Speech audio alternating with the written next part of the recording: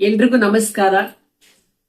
ಎಲ್ರಿಗೂ ಶ್ರೀ ಪರಾಭವ ನಾಮ ಸಂವತ್ಸರದ ಯುಗಾದಿ ಹಬ್ಬದ ಹಾರ್ದಿಕ ಶುಭಾಶಯಗಳು.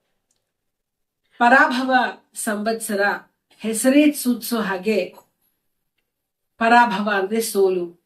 ಇಲ್ಲಿ ಯಾವುದು ಸೋಲಾಗ್ಬೇಕು ನಮ್ಮ ಜೀವನದಲ್ಲಿ ಅಂತಂದ್ರೆ ನಮ್ಮ ಅಜ್ಞಾನ ಸೋಲಾಗ್ಬೇಕು, ನಮ್ಮ ಒಂದು ಋಣಾತ್ಮಕ ಚಿಂತನೆಗಳು ಸೋಲಾಗ್ಬೇಕು, ಅಹಂಕಾರ ಸೋಲಾಗ್ಬೇಕು.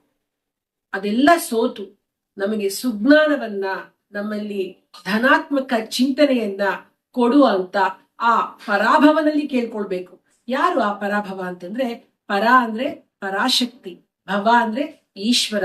ಆ ಶಿವಪಾರ್ವತಿಯರನ್ನ ನಮ್ಗೆ ಎಲ್ರಿಗೂ ಕೂಡ ಸುಜ್ಞಾನವನ್ನ ಕೊಡು, ನಮ್ಮೆಲ್ಲರಲ್ಲೂ ಕೂಡ ಅಹಂಭಾವವನ್ನ ನಾಶ ಮಾಡಿ ನಮ್ಮಲ್ಲಿ ಪಾಸಿಟಿವ್ ಥಿಂಕಿಂಗ್ ಅನ್ನೇ ಕೊಡು ಅಂತ ಕೇಳ್ತಾ ಎಲ್ಲರಿಗೂ ಕೂಡ ಪರಾಭವ ನಾಮ ಸಂವತ್ಸರದ ಹಾರ್ದಿಕ ಶುಭಾಶಯಗಳನ್ನ ನಮ್ಮ ಕುಟುಂಬದ ವತಿಯಿಂದ ತಿಳಿಸ್ತಾ ಇದ್ದೀನಿ.